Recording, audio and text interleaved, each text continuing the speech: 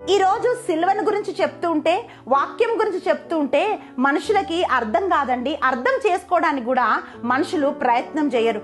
యేసు ప్రభు పుట్టక ముందు ఎన్నో సంవత్సరాల క్రితము ఆ రాహాబుకి ఆ దారం చెప్పినప్పుడు, ఆ దారము తన కిటికీకి కట్టమని చెప్పినప్పుడు తను వాళ్ళు దిగిన వెంటనే ఆ దారాన్ని కట్టింది. ఆ సిలువ నుంచి వస్తున్న రక్షణని ఆమె అంగీకరించింది. యావే దేవుడే నిజంగా నన్ను, నా కుటుంబాన్ని రక్షిస్తాడని విశ్వసించి ఆమె ఆ దారాన్ని కట్టింది. ఈరోజు ప్రియ సహోదరి, ప్రియ సహోదరుడా, నిన్ను, నీ కుటుంబాన్ని యేసు ప్రభు రక్తం సంరక్షిస్తుంది.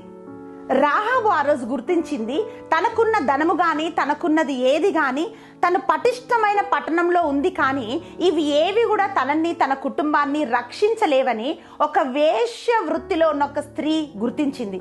ఈరోజు ఎంతో చదివి, జ్ఞానం కలిగి, అన్ని కలిగి క్రైస్తవులుగా ఉండి కూడా మన కుటుంబానికి రక్షణ రావాలని ప్రార్థన చేస్తున్న వాళ్ళు చాలా తక్కువ మంది అండి. ఆ స్త్రీ అంటుంది, నా తల్లిదండ్రులు, నా అన్నదమ్ములు, నా అక్క చెల్లెలు, వారికి సంబంధించిన అంత కూడా రక్షించబడాలని ఆమె వేడుకొని ఆ కిటికీకి ఆ దారాన్ని కట్టింది. ఇజ్రాయేలు ప్రజలు ఎరికో దగ్గరికి వాళ్ళు వచ్చినప్పుడు మొదట దాడి చేయవలసిన స్థలం ఏమిటి అంటే ఆ ప్రాకారాలే.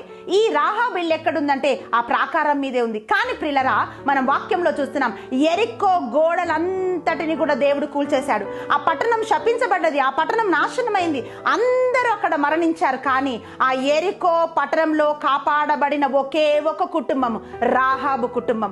ఆ రాహాబు ప్రార్థన ద్వారా, ఆమె విశ్వాసము ద్వారా ఆ కుటుంబం అంతా కూడా కాపాడబడ్డది. ఈరోజు ప్రియ సహోదరి, నీ కుటుంబం ముట్టడి వేయబడుతుందేమో, శత్రువులు వస్తున్నారేమో, భయంకరమైన ఇరుకులు ఇబ్బందులు ఉన్నాయేమో, ఏవి ఉన్నప్పటికీ కూడా ఆ రాహాబు విశ్వసించి తన వారందరినీ, తన ఇంటి వారందరినీ కూడా ఒక చిన్న ఎర్రని దారము విశ్వాసంతో కట్టటము ద్వారా, ఆ క్రీస్తు రక్తాన్ని ఒక గుర్తుగా తన ఇంటి మీద ఉంచటం ద్వారా తన వారందరినీ కూడా రక్షించింది.